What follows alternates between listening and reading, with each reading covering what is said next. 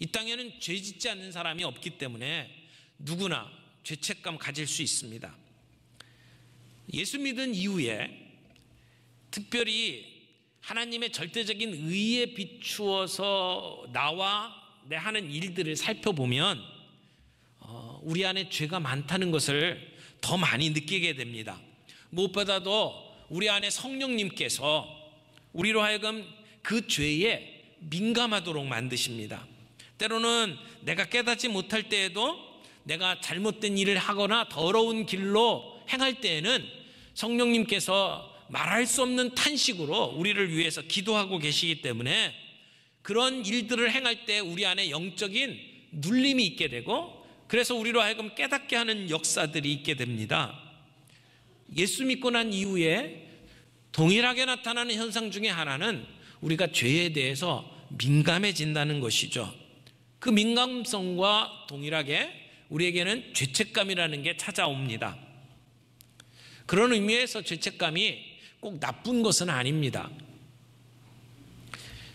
종종 죄를 짓다가 무뎌져서 그래서 죄에 대한 죄책감이 없이 사는 사람들도 있죠. 우리의 영혼이 부패하면 죄가 죄인 줄을 모릅니다. 그래서 죄를 쫓고 즐기기에 바쁩니다. 오로지 자기 중심으로만 살아가고 자기 자랑하기에 바쁜 인생은 죄책감이 없습니다. 이런 사람들을 가리켜서 우리는 양심에 화인 맞은 사람, 양심이 마비된 사람이라고 이야기를 하죠. 근데 그것과 정반대로 너무 죄에 민감하고 그래서 아예 죄책감에 빠져서 살아가는 사람들도 종종 봅니다. 우리가 객관적으로 보기에 그렇게 대단한 죄를 짓지 않았음에도 불구하고 자기를 자책하고 자기를 정죄하고 그리고 사람들의 비난에 대해서 아주 민감하게 반응을 하는 분들도 있습니다. 특별히 성경 안에서 이렇게 말씀대로 살려고 하고 열심히 살려고 노력을 하는데에도 아주 조그마한 죄를 지어도, 그리고 그런 죄에 대해서 깨닫게 되는 순간에 심하게 자기 자신을 자책하고 그리고 나도 내가 용서가 안 돼 뭐 이런 이야기를 하면서 사는 그런 경우들도 있습니다. 거기서 좀 더 나아가서 내가 그 일로 말미암아 징계받지 않을까, 심판받지 않을까, 심지어는 내가 구원받지 못할 수도 있을 거야, 이렇게 생각하는 분들도 있습니다. 아마 소심한 성격 탓도 있을 거고요, 지나치게 예민한 도덕성 때문일 수도 있습니다. 그래서 자신을 향해서 쓸모없는 인생이라고 생각하고 자기 자신을 혐오하면서 늘 죄인으로 정죄하며 살아가는 사람들이 있습니다. 그런데요, 이런 죄책감에 대해서 우리가 정상적으로 다루지 못하면 우리의 신앙에 많은 손해를 보게 됩니다. 그래서 이 죄책감을 우리가 어떻게 처리해야 되고 우리가 어떻게 다뤄야 될지 오늘 우리에게 주신 이 말씀을 보면서 우리가 함께 정리해 보기를 원합니다. 여러분은 구원받은 하나님의 자녀로서 마음속에 늘 평강을 누리면서 살아가십니까? 여러 해 신앙생활 하면서도 아직도 죄책감에 시달리고 자기 자신을 채찍질하고 그래서 나중에는 천국에 갈 수 있는지에 대해서 의문을 품고 불안에 떨면서 살아가고 있지는 않습니까? 우리는 이러한 죄책감을 어떻게 해결해야 합니까? 첫 번째, 당신의 죄를 자백하십시오. 하나님, 제가 그랬습니다. 하나님 앞에 자백합니다. 이런 태도가 필요하다는 겁니다. 하나님 앞에 나가 기도할 때에 우리의 삶의 문제, 하나님 이게 필요합니다. 하나님, 우리에게 이런 아픔이 있습니다. 이런 얘기만 하는 것이 아니라 우리의 죄를 주님 앞에 자백하는 기도가 필요하다는 겁니다. 여러분, 죄가 뭡니까? 죄, 허물. 성경에서 말하는 죄는 하나님과의 관계에서 비롯된 죄를 이야기합니다. 그래서 이 죄라고 하는 단어가 성경에서는 원래 무슨 뜻으로 쓰여져 있냐면 이 화살을 쏠 때에 이 관역이 있잖아요. 그 관역에서 벗어났다, 관역을 못 맞추고 빗나갔다, 또는 기준, 표준에 못 미쳤다, 이것을 죄라고 이야기를 합니다. 그러니까 죄는 하나님이 마련해 놓은 관역에 빗나가는 거죠. 그런 차원에서 하나님을 제대로 알지 못하면 죄를 죄답게 인식하지 못합니다. 또 하나, 그런 차원에서 죄를 설명해 주는 그 표현 중에 하나가, 죄는 나 중심의 삶을 사는 겁니다. 내 방식을 고수하는 것, 이게 죄입니다. 하나님, 죄송하지만 제 방식대로 제가 삶을 살겠습니다. 저에게는 저 방식대로의 삶에 대한 계획이 있습니다. 내가 보기에 괜찮으니까 저는 제 방식대로 살겠습니다. 하나님이 저에게 뭐라고 말씀하시든지 간에 제 방식대로, 이게 죄라는 겁니다. 우리의 인생의 한가운데 나라는 것이 있어서 하나님을 배제시키는 것, 그것이 죄라고 하는 것이죠. 우리는 죄에 대한 설교를 자주 들을 필요가 있습니다. 모든 사람들이 죄에 대해서는 듣기 싫어하지만 그럼에도 불구하고 죄에 대해서는 자주 들어야 합니다. 웹스터 사전을 만든 데니얼 웹스터라는 분이 있습니다. 미국의 유명한 정치인이면서 학자면서 언론인입니다. 이분이 아주 신실한 크리스찬인데, 이분은 대도시에 있는 큰 교회를 가지 않고 시골에 있는 작은 교회만을 찾아다녔답니다. 그래서 어떤 사람이 물었습니다. 아니, 웹스터 씨 왜 그렇게 하십니까? 그러니까 웹스터가 이런 이야기를 했습니다. 내 얼굴을 아는 시내의 큰 교회에 가면 목사들이 설교를 할 때에 정치인인 웹스터에게 들려주고 싶은 설교를 한다는 겁니다. 그러나 내 얼굴을 알지 못하는 시골의 작은 교회에 가면 죄인인 웹스터가 꼭 듣고 변화해야 될 말씀을 주신다는 거예요. 나는 그런 설교를 듣고 싶다. 그러면서 작은 교회를 찾아다녔다는 이야기를 합니다.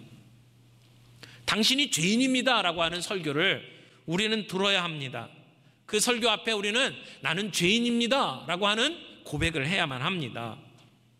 우리가 죄인이라고 하는 것을 깨닫는 것에서 우리의 자유가 출발되기 때문에 그렇습니다. 죄에서 자유롭게 될 때에 진정한 행복을 그리고 안식을 누릴 수 있기 때문에 그렇습니다. 우리가 이런 죄를 지었습니다. 나에게는 이런 문제가 있습니다. 주님 앞에 자백할 수 있는 저희가 되기를 원합니다. 두 번째는 하나님의 성품을 신뢰해야 합니다. 우리가 자백할 수 있는 근거가 여기에 있습니다. 주님이 어떤 분이시길래요? 저는 미쁘시고 의로우사. 주님은 미쁘신 분이고 의로우신 분이라는 이야기입니다. 우리가 자백해야 될 이유가 여기에 있습니다. 우리가 자백을 하면 하나님이 우리가 얼마나 큰 죄인인지 모르다가 우리가 자백하는 순간에, 야, 네가 그렇게 엄청난 죄인이었냐? 그런 죄는 내가 용서할 수가 없어. 하나님께서 우리에게 그렇게 말씀하시지 않는다는 겁니다. 우리가 자백한 것을 가지고 꼬투리 잡아갖고 너 이렇게 잘못했지? 앞으로는 내가 내 말을 잘 들어야 돼? 그렇게 우리에게 협박하기 위해서 자백하라고 하는 말씀이 아닙니다. 하나님은 미쁘시고 의로우신 분입니다. 여기 미쁘다라고 하는 말은 사실 우리가 잘 쓰지를 않는 말이잖아요.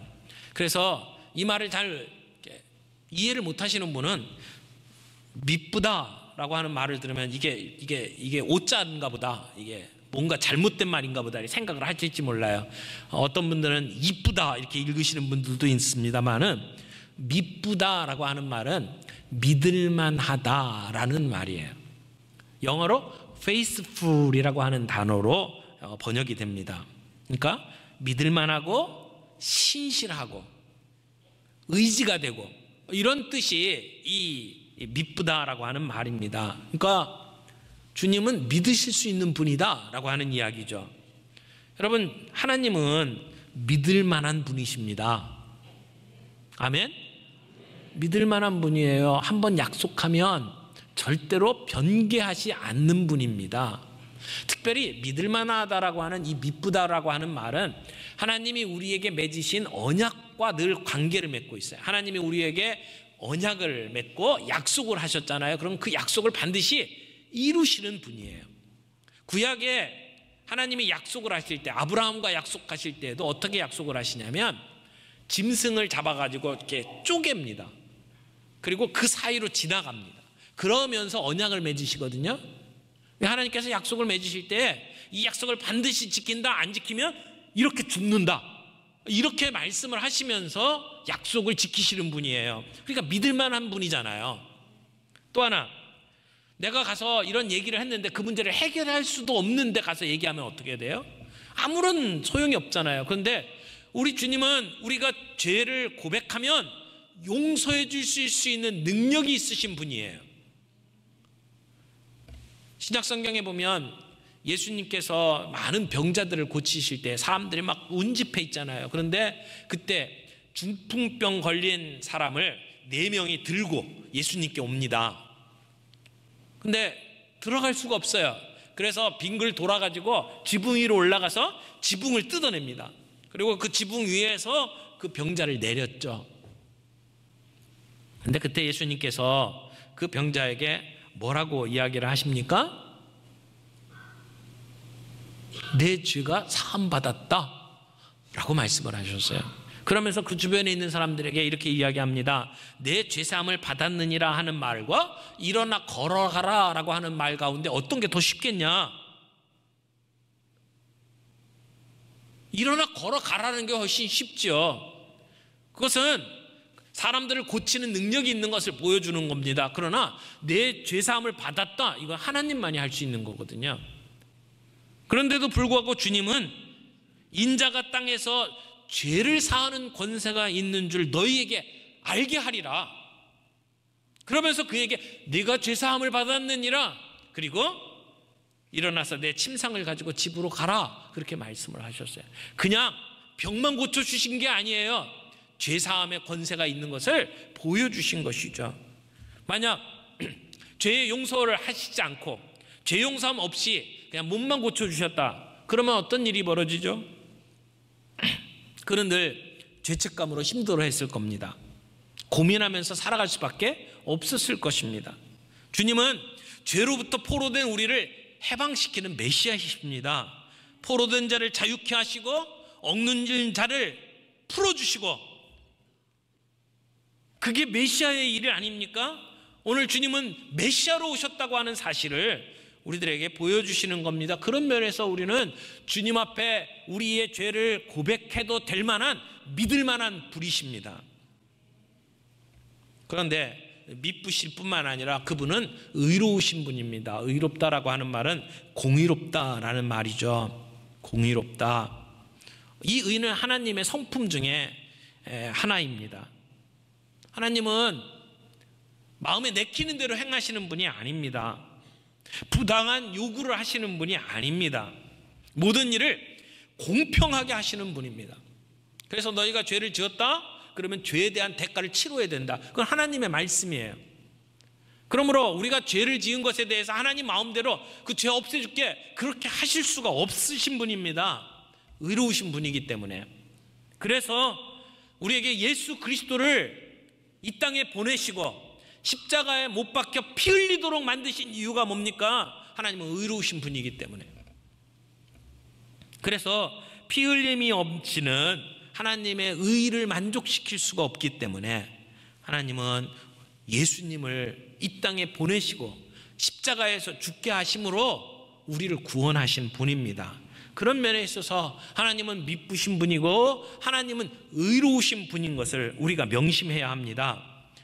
우리가 자백하면 하나님은 미쁘시고 의로우신 분이기 때문에 우리 죄를 사해 주시는 분입니다. 그런데 우리가 자백하면 사해 주신다는 것 때문에 우리가 받는 용서가 가치가 없는 것처럼 생각할지도 몰라요. 고백하면 용서해 주시는 거 아니에요? 그러나 그 용서에는 얼마나 비싼 대가가 치러졌는지를 우리는 봐야 합니다. 미쁘시고 의로우신 하나님이기 때문에 그 죄에 대한 대가를 지불하셔야만 했던 하나님, 그분은 엄청난 대가를 지불하시고 우리를 용서해 주시는 분이에요. 그런 미쁘신 하나님, 그런 의로우신 하나님을 우리가 믿음을 가지고 나아갈 때 우리는 그분 앞에 우리의 죄를 자백할 수가 있습니다. 하나님, 그 하나님이 우리를 용서하신다는 사실, 우리가 신앙생활하면서 우리의 죄책감을 내려놓고 주님이 주시는 자유를 누릴 수 있는 것을 우리가 놓쳐서는 안 됩니다. 예수 믿으면서도 그 주님이 주신 평안, 그 주님이 주신 자유를 누리지 못하고 계속해서 죄책감에 시달리면서 살아가는 것은 정당하지 않습니다. 본질이 그게 아니에요.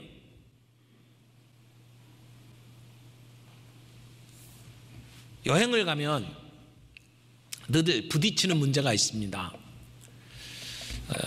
여행 안내하는 가이드가 이런 얘기를 하더라고요. 같이 가는 분들에게 여러분 여보를 조심하세요 그러더라고요. 여보를 조심하래요. 그래서 여보가 뭔데? 그랬더니 여권과 보따리, 여보래요. 그래서 여행을 할 때는 늘 여보를 조심해야 된다. 근데 그 얘기를 듣는 순간부터 마음이 불편한 거예요. 갈 때마다 챙겨야 되잖아요. 여권 어딨냐, 가방 어딨냐, 이 누군가 와서 이렇게 훔쳐갈까 봐 늘 조심해야 되는 거예요. 근데 여러분, 우리의 가방을 지키기 위해서 여행을 간 겁니까? 그건 아니잖아요. 가방을 지키기 위해서라면 여행을 안 가는 게 좋습니다. 그냥 집에 잘 모셔두는 게 제일 나아요. 그냥 집에 그냥 편안히 계시면 좋아요. 여행 왜 가는 거예요? 보고 즐기기 위해서 가는 거 아니에요. 근데 보고 즐기기 위해서 갔는데 계속 봐야 될 건 못 보고 계속 보따리만 보는 거예요. 여보 보따리 챙겨야지. 그러면 신경은 보따리에만 있고 이건 못 보는 거예요. 여행을 즐기지 못하는 거예요. 신앙생활을 그렇게 하면 안 됩니다. 하나님 앞에서 내가 잘못한 것, 죄 지은 것 맨날 그것만 생각하다가 주님이 주신 자유, 주님이 주신 정말 해방, 그건 누리지를 못하고 사는 거죠. 진짜는 즐겨야 되는 겁니다. 행복해야 되는 겁니다. 근데 예수 믿으면서 여러분 마음속에 부담감만 있나요? 죄책감만 있나요? 깨끗이 살지 못하는 것 때문에 늘 주님 앞에 죄송스러운 마음만 있나요? 여러분 앞에 나와서 기도할 때 이런 말은 좀 안 했으면 좋겠어요. 지난주 한 주간 또 죄만 짓다가 이 자리에 나왔습니다. 용서해 주옵소서. 물론 그렇죠. 그러나 주님 앞에 신앙생활하는 것이 늘 그렇게 부끄럽고 죄송스러운 것만은 아니잖아요. 주님이 우리를 왜 구원하셨어요? 누리라고 부르신 거 아니에요. 기쁨을 누리라고, 자유를 누리라고. 죄 용서함 받은 것을 내 것으로 삼고 누리면서 살라고. 여러분 죄책감을 없애길 바랍니다. 주님은 우리들이 누릴 수 있도록 부르셨습니다. 그래서 세 번째, 하나님의 용서를 누리며 사십시오, 이렇게 말씀을 드리고 싶습니다. 우리를 죄 사하실 뿐만 아니라 모든 불의에서 우리를 깨끗게 하실 것이요 라고 말씀을 합니다. 하나님은 우리를 용서하실 뿐만 아니라 우리에게 놀라운 은혜를 쏟아부어 주시는 하나님이심을 믿으시기 바랍니다. 여러분 죄를 사해 주신다라는 말은 탕감해 주신다는 말이에요. 정말 비싼 대가를 치르고 우리의 죄를 탕감해 주셨습니다. 그리고 우리를 깨끗게 하셨습니다. 우리를 대부분의 불의에서 깨끗한 게 아닙니다. 우리를 많은 불의에서 깨끗한 게 아닙니다. 우리를 모든 불의에서 깨끗하게 하신 겁니다. 이것이 하나님이 하신 일입니다. 여러분 우리가 깨끗함을 받는 것이 언젠가 이 세상 살고 주님 앞에 갔을 때, 천국 문 앞에 들어갔을 때 그때 너는 깨끗하다 이렇게 얘기하시는 게 아닙니다. 오늘 예수 믿는 우리의 삶을 향해서 주님이 말씀하시는 겁니다. 저를 믿는 자는 심판을 받지 않는다. 우리는 이미 깨끗하다라고 주님이 말씀하셨어요. 주님이 이미 우리를 보고 무죄라고 말씀하셨는데 왜 우리는 우리 자신을 가리켜서 자꾸 유죄라고 말씀을 합니까? 하나님의 은혜 때문에 우리가 깨끗함을 받은 겁니다. 내가 잘 살아서가 아니고, 내가 죄 짓지 않고 살기 때문이 아니라 하나님의 은혜로 우리에게 주시는 그 선물입니다. 마치 하나님의 용서를 받아들이는 것은 진료비 청구서를 받는 것하고 같습니다. 큰 병원에서 수술하고 그리고는 진료비를 받아보신 분이 있을 겁니다. 근데 내가 내야 될 돈에 완납하고 빨간색 도장이 꽝 찍혔어요. 그리고는 우리에게 청구서를 내밀었다고 생각을 해보세요. 완납, 그럼 뭐예요? 다 지불했다는 것 아닙니까? 나는 돈을 지불을 안 했는데 이미 완납이 됐다니 이게 말이 되냐? 그래서 여러분, 아니 나는 돈 안 냈는데 어떻게 완납입니까? 그래 가지고는 총무과 가서 따지는 분 계십니까? 그분들이 이미 누군가가 다 지불했습니다. 그래서 완납이라고 도장 찍었잖아요. 더 내실 게 없습니다. 그러면 감사함으로 나오면 되잖아요. 거기서 나 안 냈는데 왜 냈다고 합니까? 그래서 데모할 이유 없어요. 누군가가 냈다면 감사함으로 나오면 되는 것 아닙니까? 하나님은 우리의 죄의 값을 그렇게 치러 놓으셨습니다. 그게 엄청난 대가를 치른 것이지만 그 대가를 이미 치러 놓으셨어요. 그래서 우리는 누릴 수 있도록 만드셨다는 겁니다. 하나님은 우리를 용서하실 뿐만 아니라 이제 우리를 사용하십니다. 우리를 그냥 용서하신 것뿐만이 아니라 우리에게 사명을 주시고 하나님이 우리를 사용하기를 원하십니다. 그래서 오늘 이 말씀을 듣는 이 시간, 우리가 주님 앞에, 미쁘고 의로우신 주님 앞에 내가 이런 문제가 있습니다, 자신 있게 당당하게 주님 앞에 내놓고, 그리고 그 문제 해결해 주시는 주님의 용서를 내 것으로 누릴 수 있는 저와 여러분이 되기를 바랍니다. 우리의 죄책감의 문제를 주님께서 다 해결해 주셨다면 이제는 그 문제 다시 붙잡고 씨름할 이유가 없습니다. 대신 내 삶의 주도권을 주님께 맡기시기를 바랍니다. 십자가 앞에 우리의 죄책감 내려놓고 주님이 내게 주신 사명이 뭔지를 붙잡고 주님을 위해서 살아갈 수 있는 우리 인생이 되기를 바랍니다. 그래서 이 시간 우리가 주님 앞에 이런 기도를 드릴 수 있으면 좋겠어요. 하나님, 내 모든 죄의 문제를 내려놓습니다. 내가 주님 앞에 아직까지 내려놓지 못했던 죄의 문제, 내가 사람들에게 상처를 주었고, 내가 불의한 일을 했고, 내가 사람들을 배신했고 했던 그 모든 삶의 문제들을 주님 앞에 내려놓고, 이 문제를 위해서 주님이 십자가에 못 박혀 돌아가셨다고 하는 사실을 주님 앞에 고백하면서, 주님이 저 대신 저의 형벌 담당하셨음을 감사합니다. 저는 주님을 신뢰합니다. 주님 믿습니다. 주님의 용서를 내가 누리며 살기를 원합니다. 그렇게 주님 앞에 나아갈 수 있기를 바랍니다. 뿐만 아니라 하나님, 이제 내가 죄책감을 가지고 살아왔던 우리의 삶을 내려놓게 해 주시옵소서. 나를 정죄하고 나를 비난했던 삶을 이제는 내려놓게 해 주시옵시고, 내가 뭔가를 하려고 했던 것에 초점 맞추기보다 우리를 위해서 하나님이 베푸시는 은혜에 초점을 맞추며 살게 해 주시옵소서. 내 하는 하잘것없는 노력에 초점 맞추기보다 나를 위해서 베푸신 하나님의 은혜와 나를 부르신 하나님의 소명을 붙잡고 살아가는 우리가 되게 해 주옵소서. 우리 안에 있는 이 죄책감이라고 하는 괴물, 이제는 완전히 우리가 무너뜨리게 해 주시옵시고, 주님의 용서, 주님의 은혜, 그 어떤 때보다 우리가 누리며 살아갈 수 있는 우리 인생 되게 해 주옵소서. 우리가 그렇게 주님 앞에 나아갈 수 있기를 바랍니다.